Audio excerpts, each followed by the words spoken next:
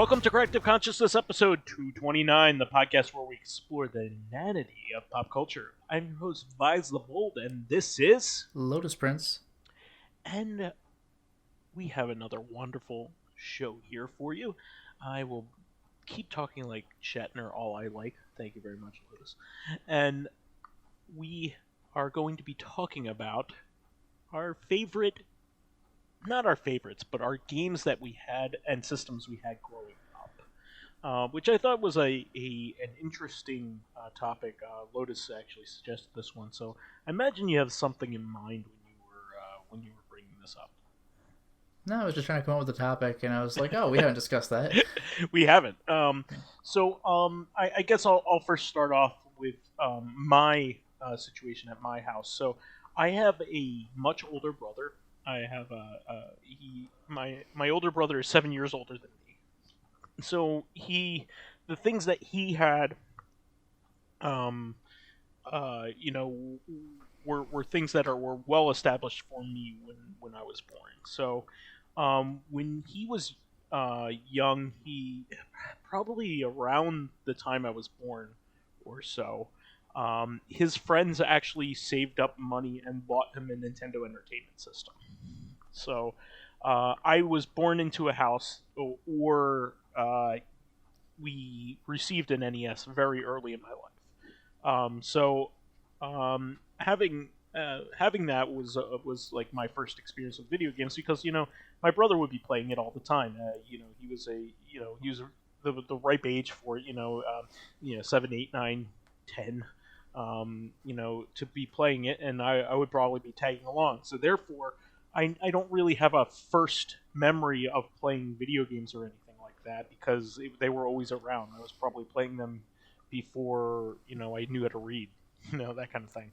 But I was probably playing them as a 3-year-old, that kind of thing. So I can tell you what we did have on the NES, because back then, video games were very expensive in terms of like a family's income, and we didn't get very many of them. We only got them for like birthdays and Christmas, so it wasn't like today. It's so much easier to buy a video game these days. And as a gamer, it's pretty easy to pick up games on sale. But back then, NES games were pretty darn expensive. They were 50, $60 back then in that time's money, which is a lot more than right now. So I can tell you the games that I grew up with that we had. So when I was a kid, we had Super Mario Brothers, which came with the system, a standalone one. So we never had Duck Hunt or the World Class Track Meet that came with the pad or anything. We never even had the light gun. We never had the Zapper light gun. But we also had, we did have Nintendo Baseball, which isn't the best, admittedly best baseball game, but that's all I had, so I played it all the time. We have Blades of Steel, which is still one of my favorite hockey games of all time. I love playing Blades of Steel, which is Konami's take on hockey. We had Contra, which is still one of my all-time favorite games.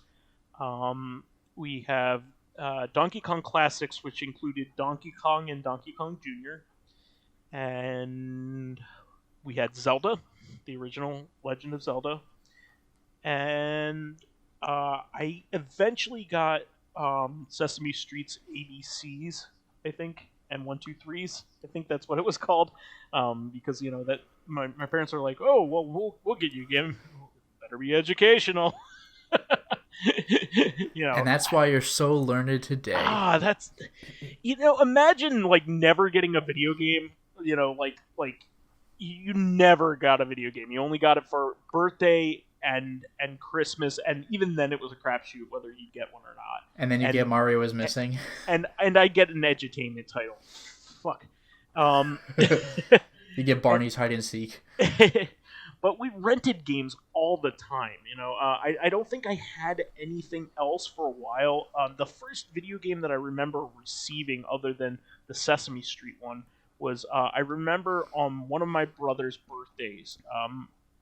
My aunt showed me what my brother was going to be getting it, and it was Mario 3, and that was a huge deal. Super Mario Brothers 3. Mario 3 is still a huge deal.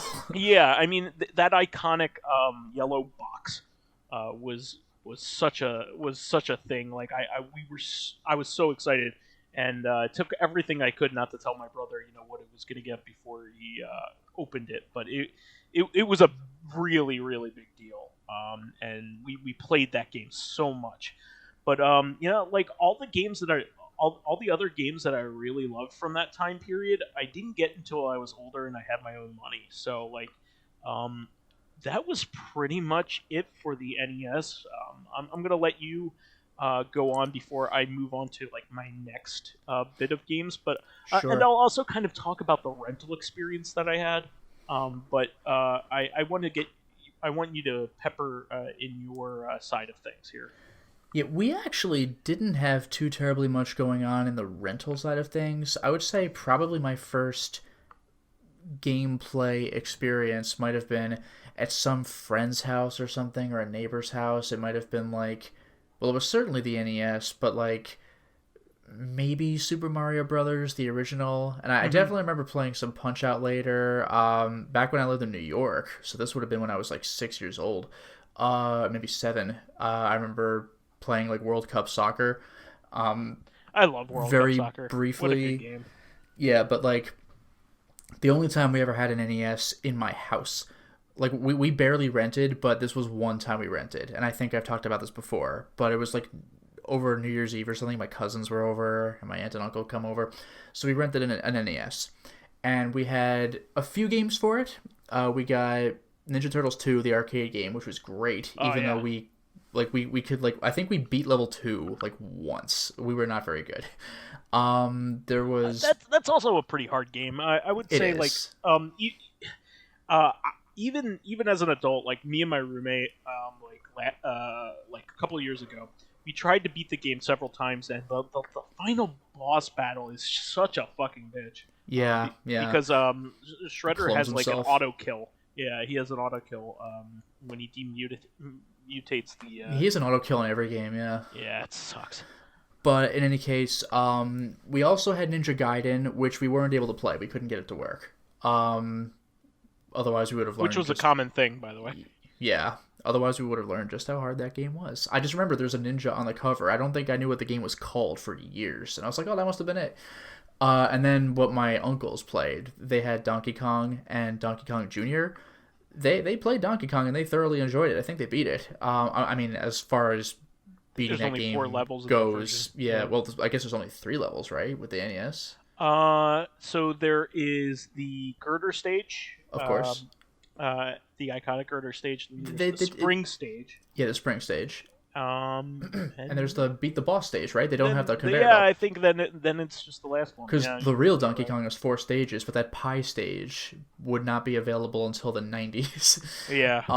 But in any case, no, the pie stage was not available until the 90s.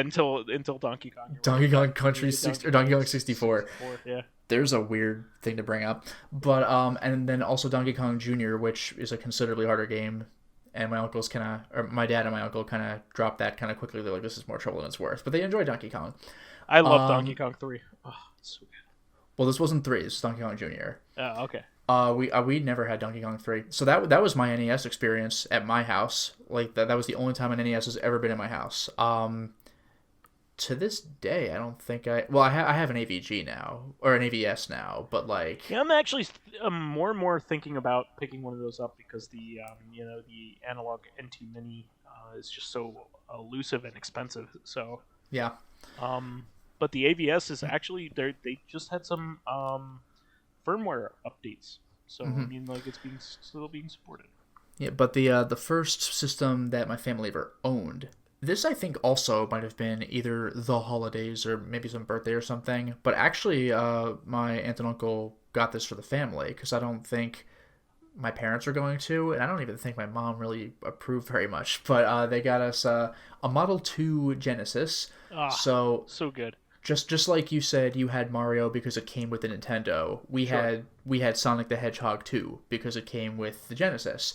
I had seen Sonic 1 like gameplay of it like briefly, but I didn't have much experience with that until way later. I grew up with Sonic 2. Same goes for Sonic 3. Like, a friend of mine in middle school had it, and I saw a little bit of it. Oh, it looks pretty cool. And I wouldn't really play it for myself for real until, like, post-college or something. But Sonic 2, I beat the shit out of that game. And I would occasionally use the code for getting Supersonic. I think I've only ever legitimately unlocked Supersonic It's not once. an easy feat. Really. Yeah, I actually did it while streaming. I was very pleased that I was able to pull it off, and it was literally the last possible opportunity. It was like the final signpost in Wing Fortress. And like that special stage is also really brutal. So, that special stage sucks. Yeah. I mean, the good news is it works the same way every time. Like, once you know the stages, you can like literally do it with your eyes closed. But I was not that guy, so it's very hard. Because I think when I had done this as a kid, I'd gotten up to special stage like 4 or something, and I couldn't get farther than that. But so yeah, I had Sonic 2.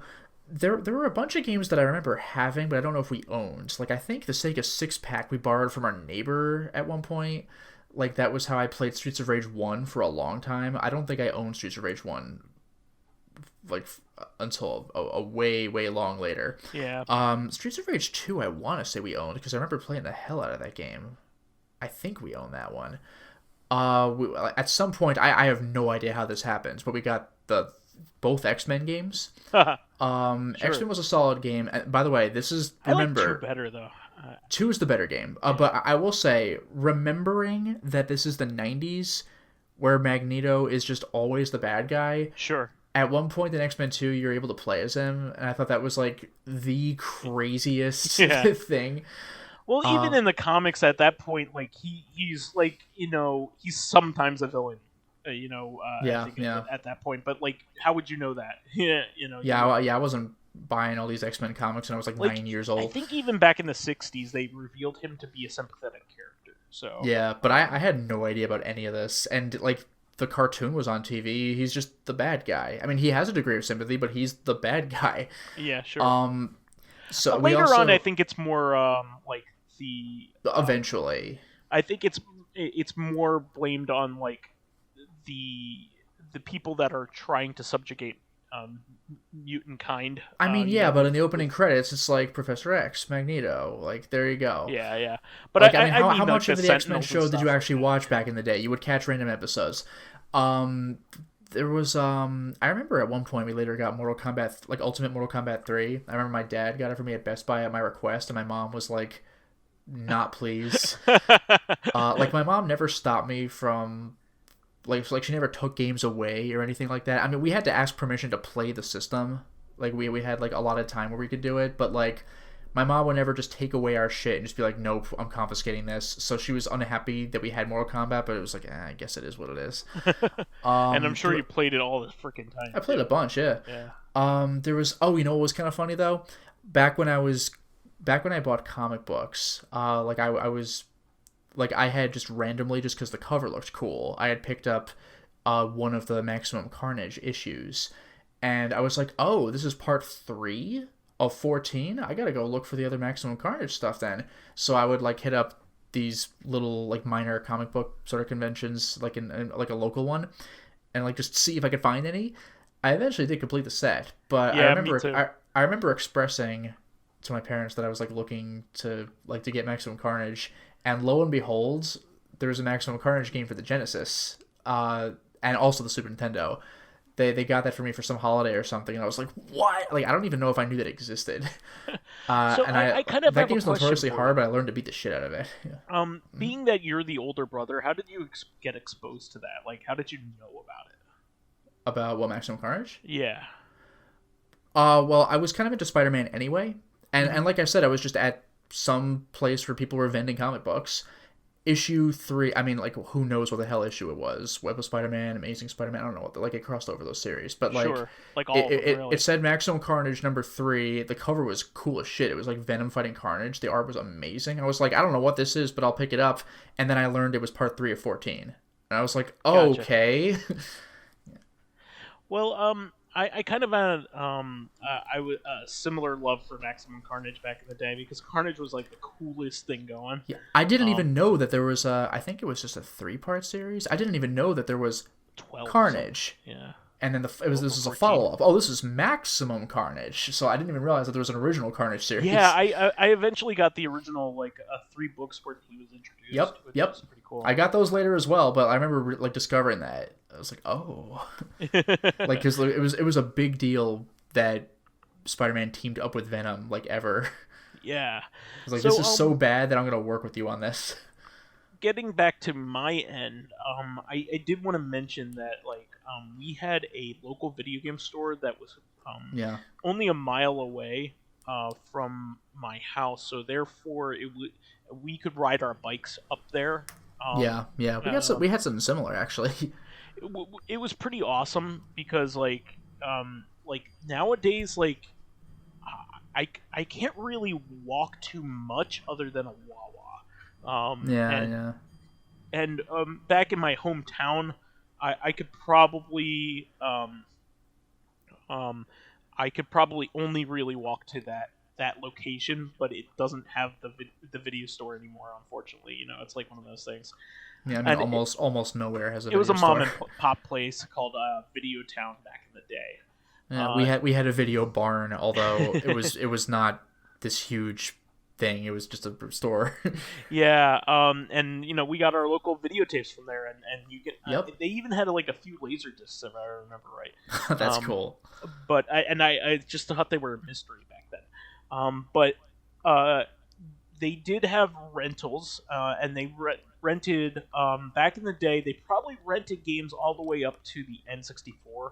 I'd like to say, Yeah, but ours did that. Yeah, I don't even remember any PS1 games, but I do remember N64. they had NES games, Super NES games, Genesis games, some Sega CD stuff, and some 32X stuff, and then probably ended with a couple of N64 games.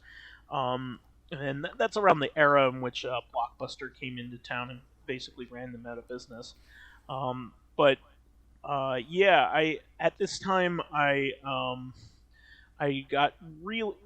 We were always really into renting movies and stuff like that in my family, and we rented our favorites over and over again a lot of the times because, like, stuff was expensive back then. So, like, a lot of the times you just rented things because it was cheaper. Yeah, and again, same goes for video games. You had Yeah, like your 3 video games that you owned, or 4 or something, and you play the ever living hell out of them, whether yeah, they were like top titles or not. Like that's why you have a lot of people our age who are like, yeah, I know, but I grew up with it, so I yeah. like it. Like that's like me and Quest 64. It's not even really a bad game, but it's like you could do Or better. certain TV shows because, like, you only had access to certain things at the Yeah, time or whatever. But so for instance, the games that I rented a lot from Videotown at the time were the Ninja Gaiden trilogy. They had all 3, if I very nice. remember right. Super C, because I was such a big fan of Contra, but I had beaten the hell out of it while I was a kid. Because of the 30 live code. But I wanted to get something new, for new content. But at the time, I didn't like it as much because it's harder, I think. Yeah, And it also the 30 live code is actually very much a 10 live code in that game, I think. So I still couldn't beat it with 10 lives because it was a hard game. They had Mario 2. I only had 1 and 3 at the time, so getting Mario 2 is always a man, it's a big treat. deal. They had Zelda 2, and the Double Dragon trilogy. I love those games, except for the third game's not good. They had Battletoads, so I used to rent that. That would kick my ass. And those were like really the major titles. I don't remember renting Bubble Bobble. They had Bubble Bobble, I think. But those Little Nemo the Dream Master, they had that. And they had Mega Man 2, 3, and 4, I remember. And they never had any of the other ones. So I never was exposed to the original Mega Man game. That was like a big mystery to me because I was like, oh man. Well, that was like me with Streets of Rage 2. Like at some point, I had read that 3 existed, and one of the guys you could play as was like a cyborg, and I'm like, this is getting weird. But I never saw that game until like the PS3. But yeah, I from there my NES kind of stopped working one day. It just like it was very hard. Probably the pins were all bent out of shape, but back then we didn't have any knowledge as to like how those things worked or anything like that. So you really just had to blow into it and try to get it to work. And I would be sitting there for like 15, 20 minutes trying to get a game to work. And that was a common thing back then, by the way. And you have to get it in exactly the right spot in order to get all the pins to connect right, and just couldn't do it. So I was trying to play Donkey Kong Classics at the time, I think. So my brother was like, screw this, let's get something new. So we got a Genesis. We got a Genesis Model 1. Okay. So when anybody ever brings up like when were your like video game wow moments in your life, when you were like absolutely like dumbfounded by a video game, like watching Green Hill Zone from Sonic the Hedgehog on my screen was it's just so fast. Like compared to what I was used to, which was fucking the original Donkey Kong, the NES version of that, with no background or at all or anything like that, just black background. Watching that game, even versus Mario 3, which is one of the best looking NES games, watching Sonic, with all that parallax scrolling in the background, all those colors, and also the FM synth chip, like still nothing sounds like the Genesis does, and like hearing that boss theme, with the bong bong bong bong bong, I never really heard, that bass beat, that bass drum beat when Robotnik is on the screen, swinging that 3D looking. It's very melancholy in ball. Sonic 1. It's like weirdly melancholy. Yeah, and he's throwing this like 3D, what I thought was a 3D.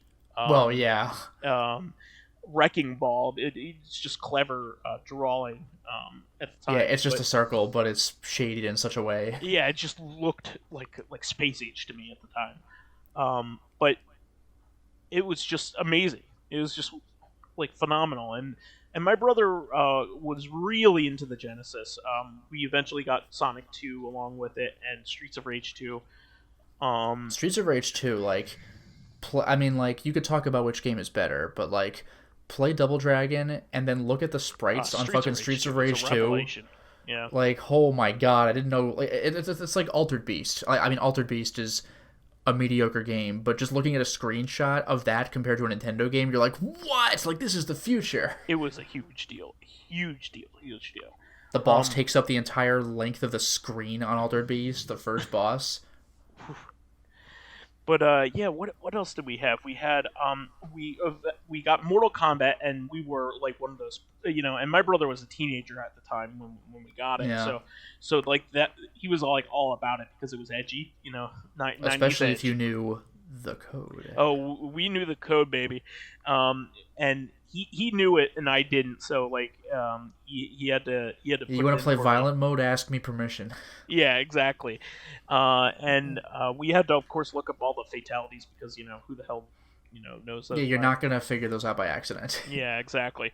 But yeah, that was a huge deal, and that was like a revelation when it came out, and it looked almost like the arcade. It nowadays you can tell the difference, but back then, all you had was in your mind what yeah, you were not looking up screenshot comparisons. If you want to get a real good look at what the arcade looks like, go to an arcade. Yeah, I mean, it looked and felt like it. So yeah, it was really cool. We never got any of the sequels. To this day, I don't think I've ever owned Mortal Kombat 2. Yeah, and that's supposed to be the best classic one. Yeah, when you talk to Mortal Kombat fans. And I never owned Mortal Kombat 3 either. I owned Ultimate Mortal Kombat 3, so Smoke was a given, but I remember he was a secret character in MK3.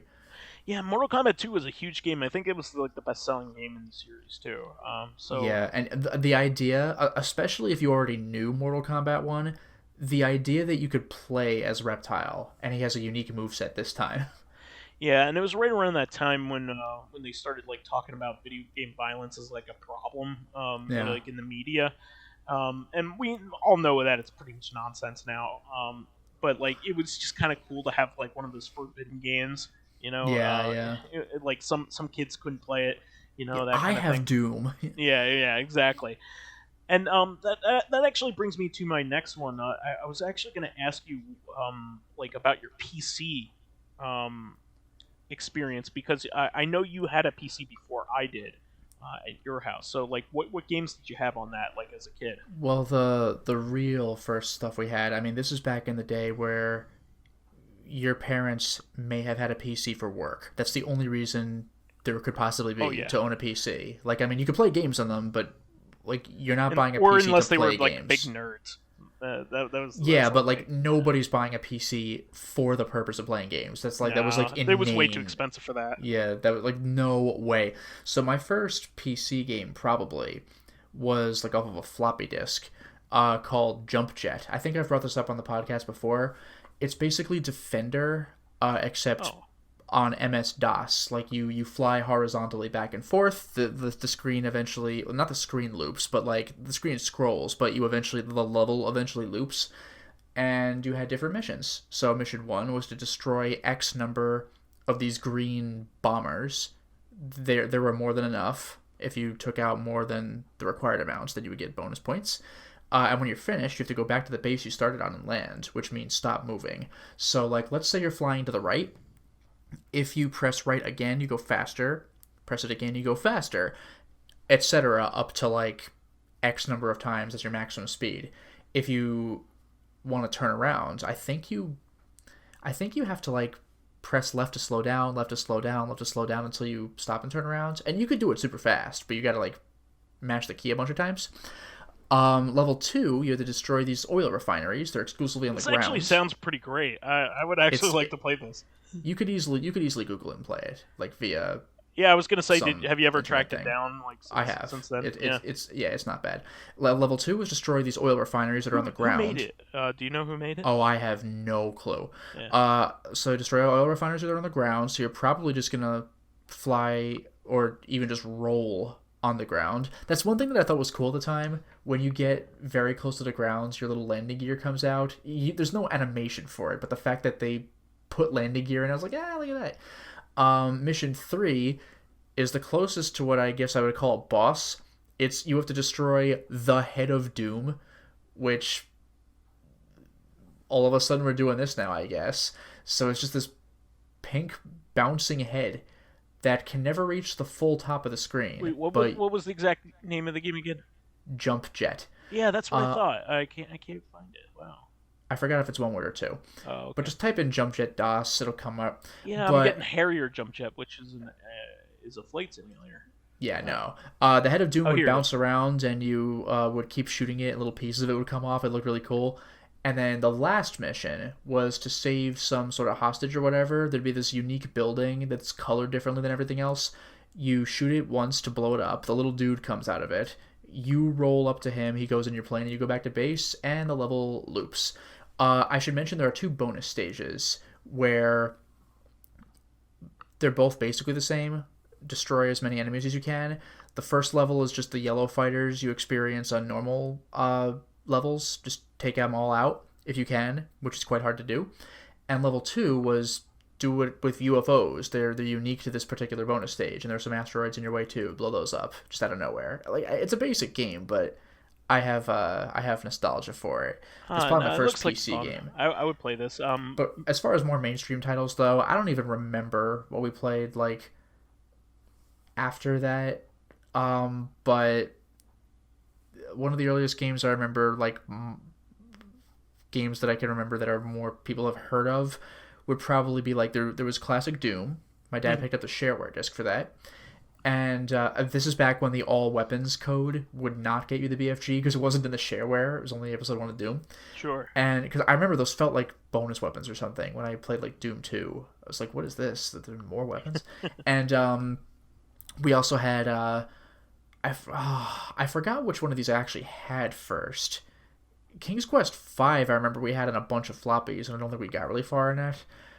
King's Quest 6 I have probably the most memory of growing up with. We had the Windows CD-ROM version. I think I still have it. And then there was also this, I think it was a CD that came with a couple of games, but the only one that I actually played on it was King's Quest 2, which was like to this day I've only dabbled in King's Quest 1, and I don't think I've ever touched 3. I played a bunch of 4 at a friend's house. Never finished it. But 2 I beat a bunch of times. And this was back in the era where like King's Quest 1 was revolutionary for the time, because games before that were like either straight up text adventures or like ASCII art at best. King's Quest 1 was revolutionary because you could press an arrow key and your character would move in that direction. Like you are controlling what happens on the screen. It's like every game in the world is like that now, but as far as I know, this was the first to do that. And it was just like earth-shattering at the time. That's so I played really 2. cool. Yeah. So when I was a kid, we didn't get a PC until Windows 95 came around, and that's when a lot of people got them. Yeah.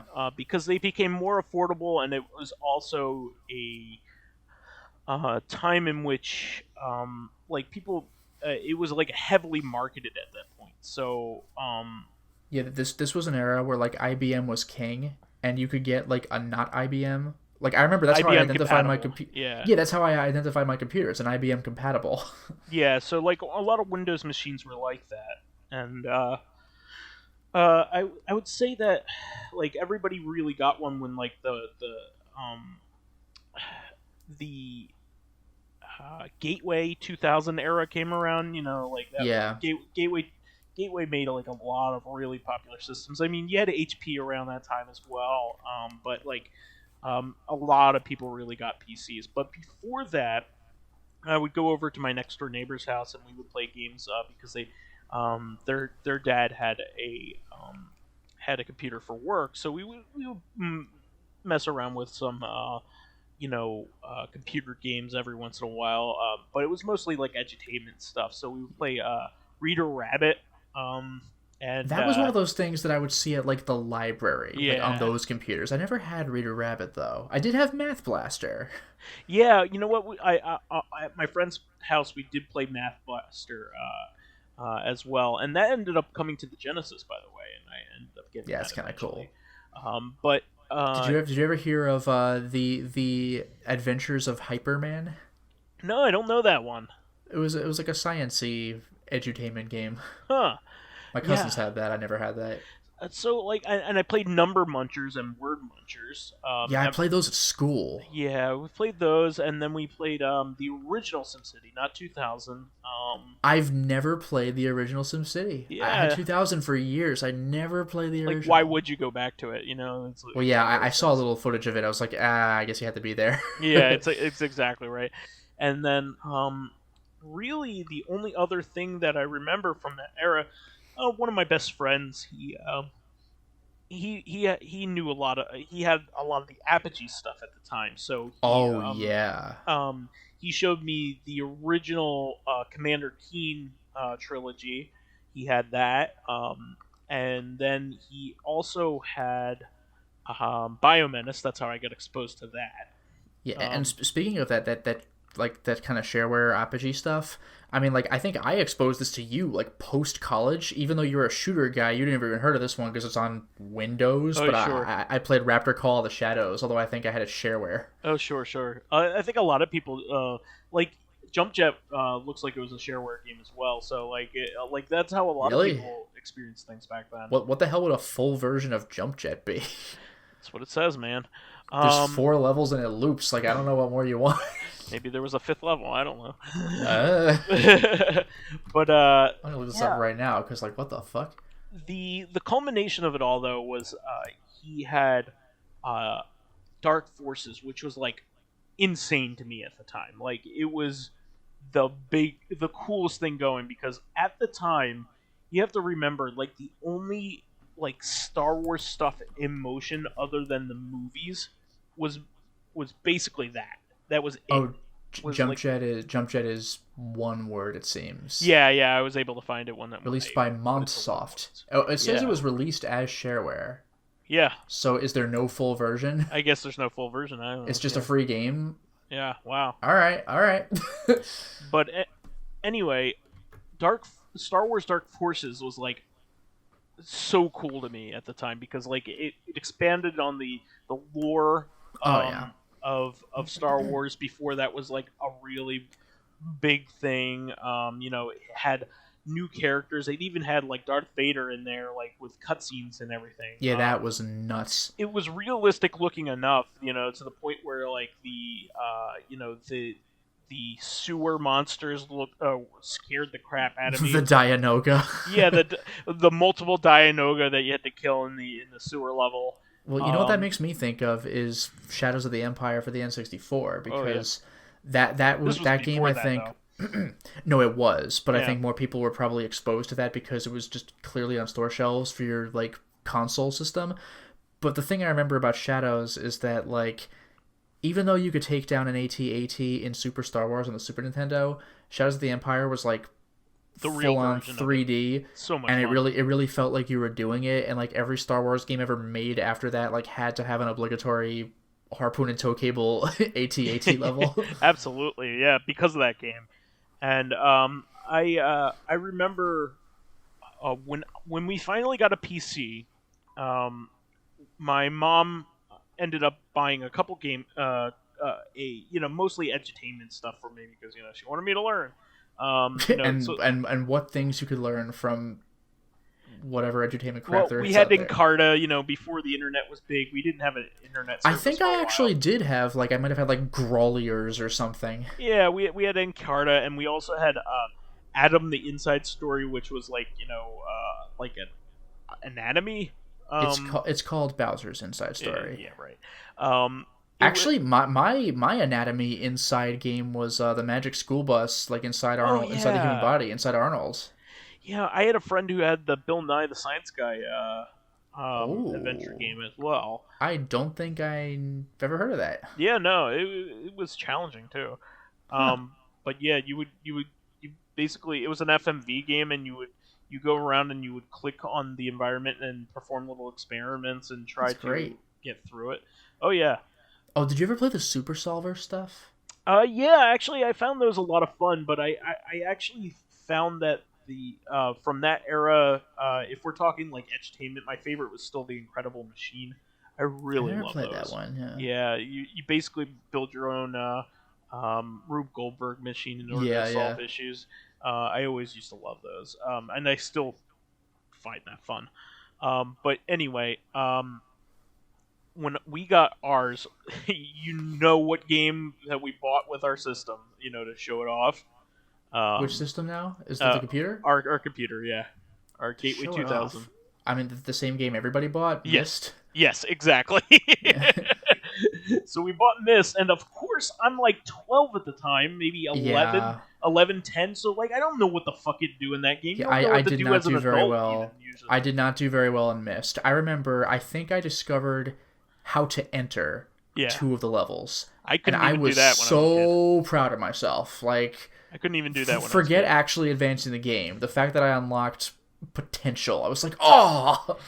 And lo and behold, it tells you exactly what to do in the books. Like, it gives you all the hints. But you have to write it down because, like, the stuff that you have to do is pretty exact, and, like, you would need to take a picture of it otherwise, Yeah. Like, put in a specific constellation in order to go to that first level. Well, the one I unlocked I think like the pirate ship level. I don't even remember what. Yeah, that's the first. That was the constellation. Yeah, and I also unlocked the underground mine level, which was like entirely audio. You had to like listen to the piano key tunes. That one I can't even do as an adult because it's so hard. Well, I was gonna say you wouldn't have that game today because game designers now try to be like inclusive of people who like are hearing impaired or something like that. Like maybe you'd see the piano keys light up or something, but like back then it was perfect pitch. Jesus. That's the thing. It was strictly audio. Here's the tune. Now go to the piano room and play it. It's like, oh god. Like, I don't have perfect pitch. How am I supposed to know this? Yeah. So like I never got very far, and I was creeped out by the guys, the brothers in the Yeah, books. yeah. Cirrus and Akinar. Yeah, yeah. So Cirrus was torture guy. Akinar was greed guy. mm-hmm. But my mom's best friend bought us some computer games, and she bought a Stone Keep, which is Oh still one of my my favorite memories god. from when I was a Oh kid. yeah, I remember actually when we met each other in college, like not terribly long after that. I brought up the game incidentally. I forgot how it came up because you were describing something the way you Probably a move. first-person dungeon crawler or Yeah, something you like might have been that. telling me Yeah, about Grimrock or something, maybe, or like yeah, a Train Odyssey, and I was like, oh, like probably a Stone Train Keep, and you were Odyssey. like, what? Yeah, because like for no reason, not my uncle, my other uncle had Stone Keep. God knows why. I didn't know he played games ever, but I guess he had Stone Keep, and I borrowed it at one point. So I did not get far. I think you got a lot farther than I did, but I thought the game was pretty cool, and then that was kind of the end of it. Like I- now it's readily available on Steam and GOG, but at the yeah, time it was like, what? when I was a kid, that game, um, I never got very far. I never got to like the second section of levels. I think Yeah, I there's made it like to the five sewers. I think that's as floors. good as I got. Well, that was the first that's the first section of levels. So I think Yeah, there's yeah, something like three or five floors of every single section. yeah. Okay. And as an adult, I was able to get to I think the third or fourth section, which is pretty cool. But like when I was a I kid, beat the WiiWare sequel. ugh, what a fucking disappointment. Like the It was just starting to and get only interesting at like the disappointing to last me. second. The only disappointing to me, which is hilarious, No. because like I was like, oh man, they're bringing that Stone Keep. Let's wait for it, and it for the longest time it didn't come out, and then all of a sudden showed up on WiiWare. I was like, oh baby, it's back, it's back, and then I play it. I was like, oh my Yeah, god, it's man, not this is very good as it terrible. turns out. It's awful. But yeah, remember when the Shorga were your friends? No, they're not my friends. They're the people I kill. Yeah, Sharga are like not goblins. Yeah, get out of here. But what was so cool about that back then is that like it was fully voiced by like somebody recognizable. Tim Curry. Yep. And like I knew who Tim Curry was even as a kid because he was the bad guy in Mighty Max, and he was also the guy in the Clue movie I used to rent. Yep. So like I knew who that was, and And more obviously, he was one of the bad guys in Superhuman Samurai Cyber Squad. but Can you yeah. believe it? Ugh. But yeah, just like it was so cool, and like there were like full movie, FMV movies going on in that game. Yeah, yeah. So cool for the time. I and then I also wanted to track down Dark Forces because that was what I wanted to play.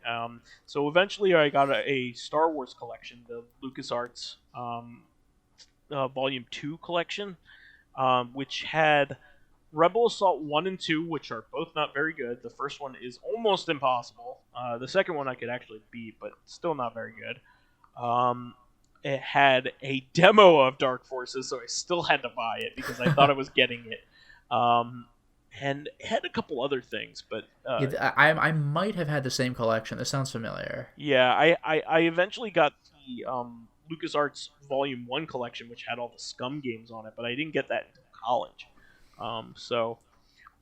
But yeah, when I was researching like retro games, that was it. But yeah, I think that's a good composition of our childhood Your early landscape. experiences, yeah. Yeah, I mean, one of these days, I think during the Sega episode, I talked more about the Genesis stuff and the 32X and the Sega CD that I ended up having. So please, definitely, if you want to hear about my personal experiences with those, please look back because I think this was a good capsulation of my childhood and what games I really liked. But still to this day, the Genesis was like my form. Even though I had the NES first, the Genesis was like my formative system. It was the system I had, Same, yeah. when I was of age and it was the most impressionable. So, playing things like Earthworm Jim and Road Rash and Road Rash was a banger. yeah, I used to rent all those Hyperstone Heist before I didn't have a Super Nintendo until actually the N64 era. I know it sounds kind of funny, but I didn't have a Super Nintendo until after it was like passe. Well, that was me. I didn't have a PS2 until like 2008 or something. Yeah, I remember and when you bought one. I cleaned GameStop the fuck out. Like I got all sorts of shit. Yeah. Yeah, I'm just waiting for that day that you actually get a Switch because now you like have close to half a dozen games, don't you? I have more than that. I have a bunch of games with a Switch. I can't wait until you get one. Because I'm getting like the weird shit that I think's gonna disappear. So I have like I have the special edition of Xenoblade Chronicles remastered, like this weird like premium stuff, and I don't have the actual system. Yeah, you have Link's Awakening. Yeah, I got the Link's Awakening special version. I got Luigi's Mansion 3, Mario Tennis Aces, both Hyrule Warriors games. Like, it's getting weird. I got Deadly Premonition 2. You have such a nice library; it'll be really good once you do have it. That's the thing. Like with the PS2, nice I got a few games before I actually got the system. But for the Switch, it's like, all right, when am I going to get the system now? Well, we probably should move on unless you have anything else you wanted to add to the discussion there, Lotus. Nah, I mean, that's basically it. The only other thing I want to throw on there is that it took me forever to play a Zelda game. Like, a friend in middle school let me play Link to the Past at his house. But that was a revelation when I started playing that game, too. No kidding. Yeah. I played it with heavy, like, Game Shark stuff. I was basically invincible the entire game. Or Game Genie stuff. But, like, I mean, I have since played the game legitimately, but I played it cheating way back then. But same thing. Everybody had a Game Genie back then. Yeah, the NES. Same thing with a friend's copy of Ghouls and Ghosts, because you're not beating that shit legitimately. Although now I actually have. But I grew up with Shareware God of Thunder, which was not Zelda. Oh yeah, that's available on Steam now too. Yes, it is. Yes, it is full version. But I played the original version back in the day, and I didn't play episodes 2 or 3 until I Let's Played it, so that felt real good. What's your assessment of it nowadays? Is it impenetrable, or is it still fun for today's audiences, would you say? No, it's a basic enough puzzle game. It's still fun. The graphics are actually worse than I remember. Aren't they always? Yeah, it's very basic. But the humor Except is still going back to like Battletoads and Double Dragon. Man, that game looks good for an NES game. Jesus. Yeah, but in this the graphics are worse than I remember. Sure. But like the puzzle's pretty clever because when you throw your hammer, it comes back, so you can use that to like throw it across the screen, and then you can quickly run vertically, so it changes course to come back to you and hit some switch that you couldn't otherwise reach with a straight shot, stuff like that. And the humor is still like chuckle out loud funny. It's pretty good. It's got some pretty funny jokes. That's pretty good. Maybe I'll take a gander at that. It's a decent game. It really is. Okay, but yeah. Otherwise, I think we can move on. I'm jealous that you didn't have nearly as many edutainment titles. I forgot. I was gonna say I had. Not really. Where in time I never had any on. I never had any on console. I played a little bit of it at school, and I loved playing Number Munchers, but I never owned it. Yeah, I had Where in Time is Carmen Sandiego for the Genesis, and that's not bad. That came with like an almanac or Yeah, it's a huge encyclopedia thing. Yeah, a 1-volume encyclopedia, which was a novelty for the time. So I didn't know how to get anywhere in that game at the time, because I was young. But I did want to bring up another Apple II game that I played in school. I don't know what it was called, but it was an adventure game to teach you how to take care of your discs. Wow. To make sure that they didn't get hurt or corroded. So keep them away from magnets. Yeah, exactly. Keep them away from magnets. Keep them away from heat. And there were three. There were three different levels that you could go, like easy, medium, hard, and I was the only kid in the class to go the hard route. Nice. It was pretty cool. But yeah, we should move on to fan stuff, Lotus. Yes. So for comments, Connor says, I just ordered a PlayStation and a copy of Demon's Souls. Good And for by you. that, I mean I've just ordered a PS3 and a copy of OG Demon's Souls on eBay. Which means you probably paid like a grand total of like $90 or something. While I have no doubt the PS5 remake is excellent, it does sound like it's lost some of the original's atmosphere. I've never, to be fair, I will say this: the Flame Lurker looked different, but everything else I've seen of the game I looks think it the looks same great. but better. Yeah, I think the general consensus is that it's a great game. One thing I hear is kind of off-putting is people have facial animations when they talk now, because FromSoft has always been very minimalistic Low with that, tech, yeah. to the point of having no faces. Even Dark Souls 3 has no facial animations. I've never been able to play it since it was only ever available on the PS3, but hey, they're not actually too expensive secondhand. Living Corpse says, I swear there has to be infighting happening in Nintendo. They're the most bipolar game company I've ever seen. And then he says, again, I used to be a partner on my old channel, and it's bullshit that they were allowed to continue putting ads in my old videos when they removed my partnership because of said videos. So inappropriate for me, not for them. I used to be against crowdfunding like Patreon, not for others. They do what they gotta survive, but for myself, Yeah, I didn't feel comfortable being paid before making a video, because then it feels less fun and more like a job, since I'd be obligated to do it. I prefer to be paid for what I did, not what I'm gonna do. Now, though, yeah, if I was still seriously perusing internet video personalities as a career path, I'd use it. I think probably what's going on there is the Japan probably just doesn't get it. Yeah. And North American branch is probably doing all they can in order to stop them from being as draconian as they want to be. Yeah. And they're still being draconian as a result because they probably override them. But like I'm pretty sure like the North American branch of Nintendo understands that Let's Plays and Twitch streamers and any kind of personality playing their games is a good thing and advertises their games, and instead of they think that they're stealing from them, which is hilarious to me. I don't.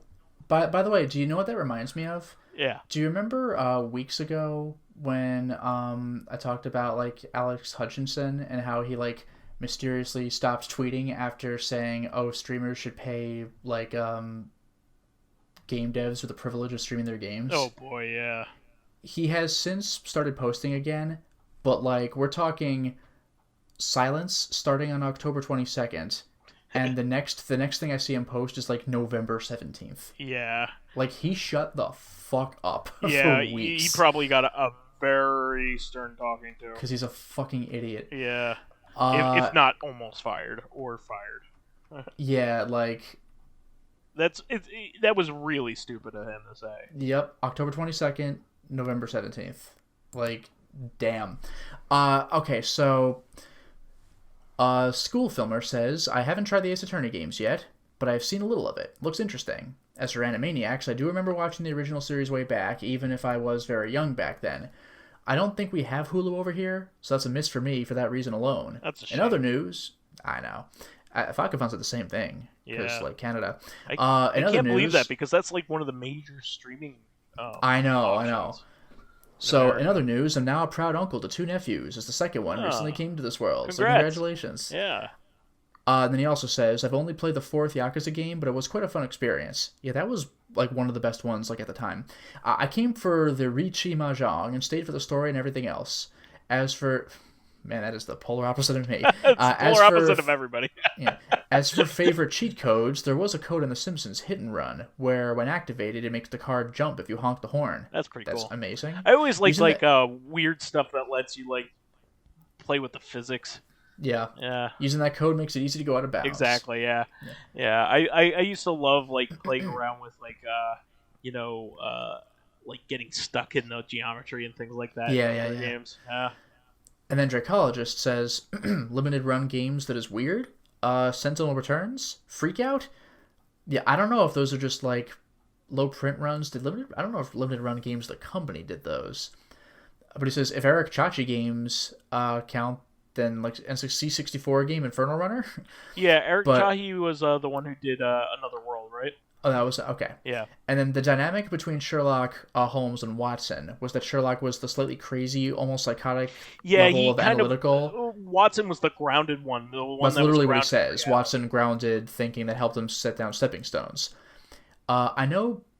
Okay, I know Brian Drummond being Jetfire from Beast Machines, where he played a mix of sleazy psychotic. Yeah, Brian Drummond was Ocean Dub Vegeta. So Oh, like it's over 9,000. Like that was him. Like the I original love the name. Ocean Dub. They were on those Pioneer DVDs. Very good stuff. Yeah, and as I think I mentioned this, I forgot if I mentioned this on the podcast or just the Fakathon or what, but you might be pleased to know that Ocean dubbed the entire series. There are 2 full English dubs of Dragon Ball Z. Oh wow, So if you want to hear like Brian Drummond Vegeta during the Boo saga, you can do that. that's awesome. It's amazing. Yeah.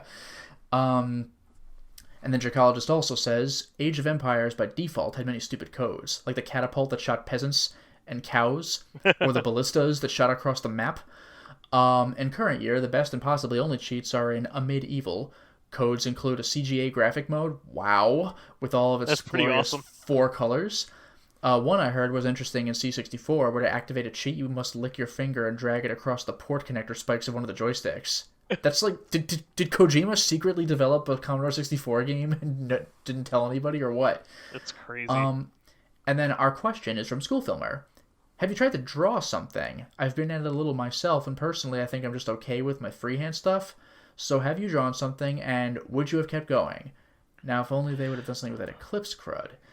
Yeah, like, I mean, when I was in art class, if you gave me very specific direction of how to draw proportions and shading and stuff, I was actually pretty okay for, like, a self-portrait. I did a pretty competent self-portrait at the time. But if you just give me a paper and pencil and say, hey, draw something, then, like, I'm fucked. Like, I'll draw stupid, like, stick figure shit. So, I've always been a bad artist. Well, I would say in if I was trying to replicate anything, I would always be pretty bad. But if I was trying to draw something surreal, I'd be much better at that. See, I think it's the opposite. If you gave me a picture and said, now you draw it, I'd probably be better because, like, I'm given an outline. If you just give me a blank piece of paper and say put shit on it, then I'm lost. Yeah, I mean, like if we were playing, what was it the game where we passed the thing? Oh, telestrations. Telestrations, yeah. Yeah. Mine are always like, I actually play up the fact that I'm bad. Like I draw even more terribly than I actually have the ability because like it's funny. But like I can't draw for my like I do it straight, but like again, I'm so minimalistic that it's come to a point where like at least one of my friends has told me it's kind of amusing when they get to my drawings to see like how I'm able to compensate for like a complex concept. You're like, very literal. Yeah. Like what but not even literal, just what minimalist way am I going to be able to express And this, because you're I'm not usually pretty good at it. a Yeah. super artist. Yeah, I mean, I'm really bad at depth and also like proportion and anything like that. Yeah, I'm like really I'm bad good at with drawing replicate. humans. Yeah, like again, when I was doing the self-portrait in art class, when I was given specific directions of like this is how you would do it, it actually came out pretty well when I had somebody like holding my hand. But like again, my replications, like with Lego, I don't think I ever custom made anything, but I nailed just following the instructions. But like, so freestyling, it's like I'm a whole different person. Like, what is this? Yeah, one thing though, I was pretty fond of when when I was younger is when I was a teenager. When I got bored, I used to scribble, just in random areas. And what I would do is I would I would kind of take that random little squiggle that I made and then like turn it into something. And Oh, I see. So you just like close your eyes and go and then yeah, see what you could do. So it's almost like when you give yourself the 9 vertical lines and you make the S. You're like, yeah. I could do something with what I was given. Exactly. So like I always had a lot of fun doing that because I always found it like was one of my most creative like moments. That's clever. But like I like setting off to make something is never something I and I'm always been very envious of. because I've kind of always wanted to make my own comic, and I'm a much better writer than I am, like, any kind of artist. Mm. And and obviously, I put the show together with you and all that, and I can put content together. I can edit, and shoot a That's the movie. thing. I've We done have that. literal bullet points. Now talk about this. Like, okay. Yeah, I can do all of those things. I can write a story. Remember that story that I came up with for our Yeah, in teaching? grad school. Yeah, that was so much fun. I miss doing stuff like that, like just coming up And with it. that goes right back to showing the differences in our personalities as well, because we had to tell our class a story. I think I was the only person who made something up. Yeah, I was The gonna only say person. I went with what I knew from like middle school. I was like, I remember how the story goes, and I went with what was given, and you like made something. I well, the idea was that we were supposed to do something without like a visual aid. Yeah, it was effectively an oral presentation. Yeah, it was an oral presentation, but without notes. So most people like told like a famous story or recounted a memory from childhood, and Yeah, I remember those. Yeah. I basically came up with a radio drama, like, which I wanted it, but I wanted to tell it in an oral way, and it was just like one of my favorite things that I've ever created, and I think I wrote it down. I hope I did, because I had so much fun, like trying to memorize my own story so I could tell Yeah. it, and I think I was pretty good at telling it too. And I had my Ready Player One references in there at the time. Uh, Yeah, except like you had a quote from Mighty Max instead of saying that was from a classic childhood cartoon favorite of mine, Mighty Max. no, I never said anything like that. I had a quote from Mighty Max, and I had a Hive of Scum and Villainy, which is a famous quote from Obi-Wan Kenobi, and Yeah, that was basically. I actually forgot you mentioned Hive of Skill and Villainy. I remember you mentioning like I eat radiation for breakfast. Yeah. Which I did not get because How would you know that? what the hell are the odds I would remember that? Yeah. Yeah. How would you know that? But yeah. Oh man, I wrote this like sprawling epic about like a cowboy who comes into town and like basically kills all the bad guys. But then it basically is about to meet his fate, and then I end it right there. Like just one of those cool endings, where the cowboy thinks thinks he's cornered, and that's it. Mm-hmm. Yeah, that was so much fun. I really enjoyed that. I got to get back into doing that. And remember when we used to write stories like in a round robin fashion? Like Not really. in the Marble book, uh, we would each write a paragraph and add to the story, and I mean, I remember doing that in like high school or whatever, we did where that people would in Luminaire's eventually basement. try sabotaging each other by just writing the end, and it was like you can't fucking do that. We did that in Luminaire's basement, and I had that like guttural and pronounced or something like that. I forget. Oh, that. Well, that wasn't adding paragraphs. That was just Mr. Ryu like writing his goofy bullshit, and we were. Oh no, that's right. No, because you did add the gut pronounced thing. Yeah, no. Because Mr. Ryu had a phase where he would write like this hilarious goofy bullshit, and we would just read it and be the funniest thing. But yeah, we came out with a round robin one, and my paragraph was just so much fun to write. I just loved. We need to get back into doing something creative. I really enjoyed that. Probably with you, because we were in contact so often. So, but I would love to do something fun. Mm-hmm. But yeah, that we're writing folk, generally speaking. So, but you create so much content.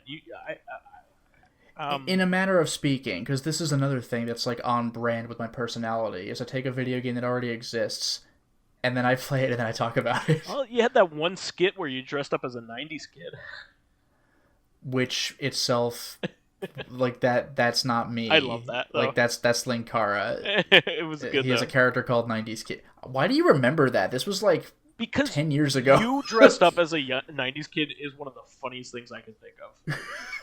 Because you that is so not you. Like, first of all, you don't dress up as anything. Like, So like that was the thing. I'm like, do I even have a baseball cap?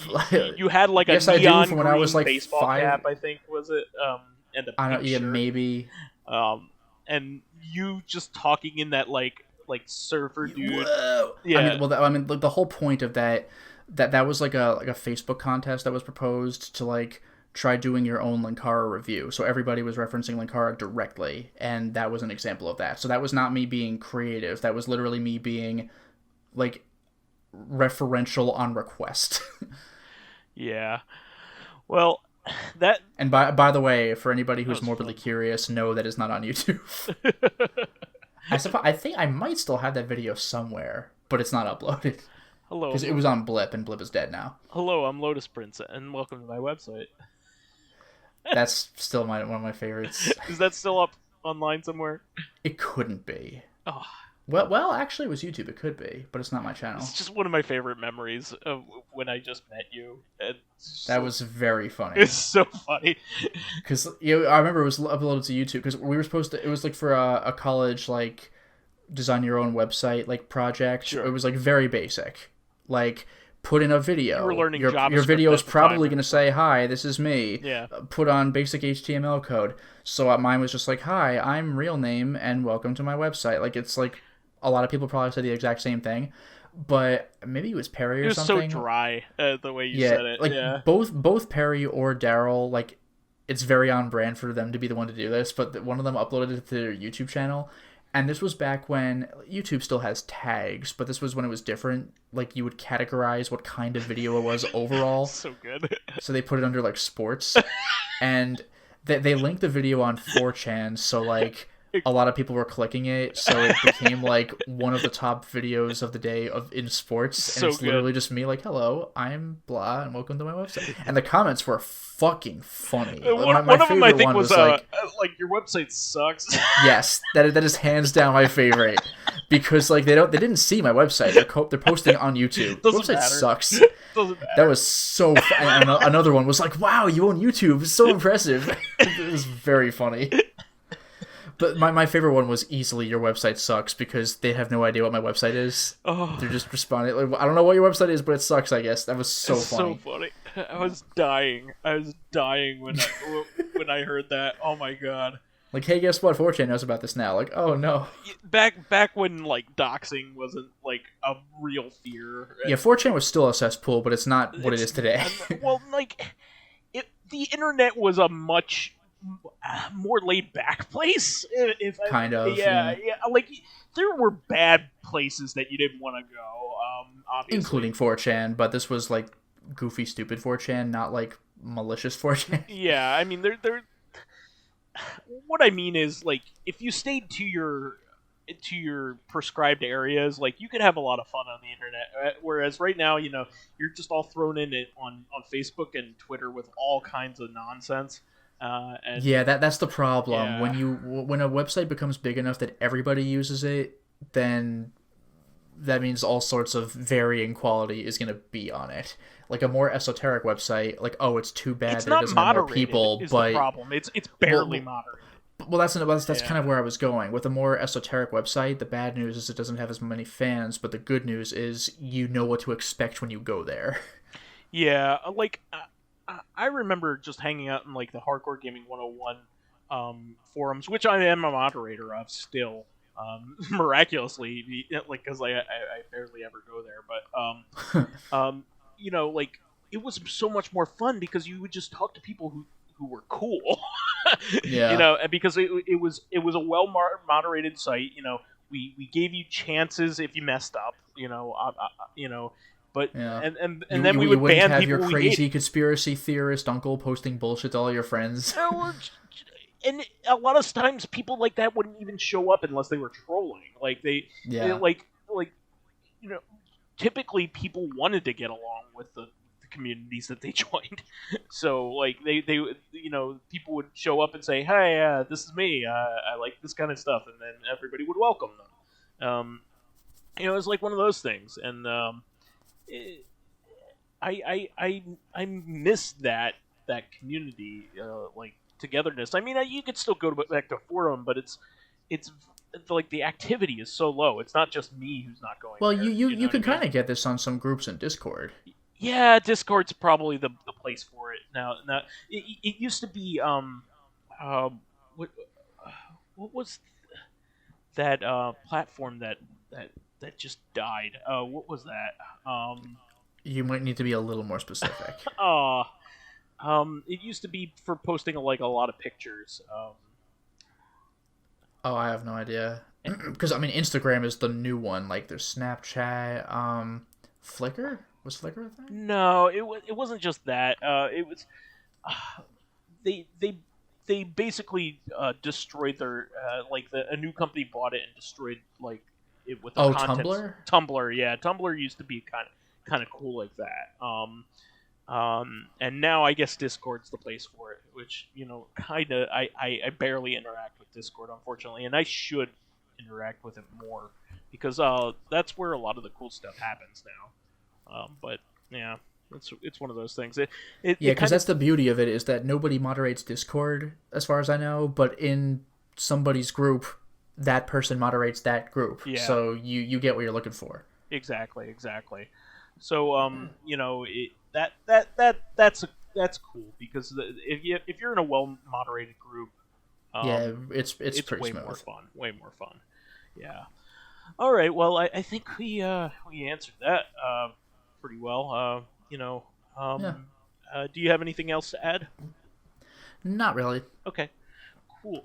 Well, that is the show for this week. We want to thank our fans who contributed questions, and the comments were lovely. Please keep us supplied with awesome topics of your own by submitting questions on the YouTube and SoundCloud pages. Do we have a healthy queue? We have a couple more. Good. Well, keep them up. All by School Filmer, by the way, so thank you again. Absolutely. Saves our bacon a lot these days. While there, please give us thumbs ups, likes, and 5-star ratings on iTunes. It helps promote and spread awareness of the show, and any bit of encouragement helps keep the show going. You can also catch us on Tuesday for our sister podcast, Corrective Consciousness, where we will celebrate our 201st episode. We had a 200th turns out the episode last that one we was did 200. That's a big milestone for a podcast. I mean, geez, we haven't missed a week yet, right? Even after all. Yeah, well, this not time. only that, but it's like the 200th specifically reactive. Like, this is after we decided to split into two separate podcasts, like Tuesdays and Thursdays. Yeah, so that's This isn't about like our 200th 4 years, right? podcast. It's our 200th reactive Tuesday specifically. How many years have we been doing CoreCon? It's been a long time. It's been We're on 229, so like yeah, divide by 52. 5 years almost. Yeah. Yeah. Wow, way before I even met my current my wife. So Yeah. that's awesome. You can also catch us on Tuesdays on our sister podcast, Reactive Consciousness, the in-depth look at this week in our lives. Finally, you can find me as vysethebold on pretty much anything. And you could follow me on my YouTube channel, Lotus Prince. Udis Prince. It's YouTubus Prince. YouTubus Prince. You can follow me on my YouTube channel, Lotus Prince. You can hit me up on Twitter at Ubus Prince. And finally, if you are interested in seeing my videos early, getting in an exclusive live stream, selecting upcoming games for me to Let's Play, which includes, by the way, Jade Cocoon, or getting in conversations with me and other patrons on Discord, then perhaps consider swinging by my Patreon account, which can be found at patreon.com/LotusPrince. And if he's lucky enough to be elected as such, Lotus Prince. Starting next year, I have potential. You could be appointed SCOTUS Prince. That's true. I mean, I technically have the ability to be elected president in like 6 months. My birthday's in May. Oh, there you go. You gotta be 35. Yeah. And you start running. Are not required to have any experience whatsoever, apparently. So I'm good. I'm good to go. Oof. The only thing holding me back is my age, and at this point, it's barely that. Can you tell who we voted for, folks? Yeah. Anyway, thanks so much for being such a wonderful audience as always, and we will catch you on Tuesday. Until next time, everyone. Bye-bye.